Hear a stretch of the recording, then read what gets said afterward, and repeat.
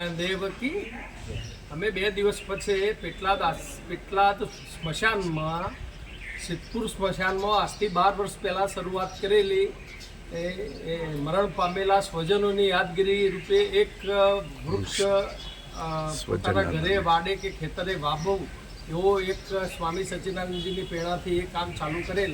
તો અત્યાર સુધી 8000 ઝાડ લોકો લઈ રહ્યા છે અને પોતાના સ્વજનોની યાદગીરી રીતે માટે સ્વર્ગ સ્મૃતિ વન તરીકે પોતાના રીતે ઉછેર કરેલ છે. તો એની શરૂઆત પેટલાદમાં બાપાના હાથે બનાવેલ 1 રૂપિયામાં ચાલતું સ્મશાન અમારા ચિરાગભાઈ સંભાળે છે ને આવતીકાલથી એ સ્વર્ગ સ્મૃતિ વનના ભાગરૂપે એક ઝાડ પોતાના સ્વર્ગવાસ થયેલા સ્વજનના યાદગીરીમાં શરૂઆત કરશે. એની શરૂઆત આજે હું આ એક ઝાડ આપી અને ચિરાગભાઈ સાથે કરાવી રહ્યો છું.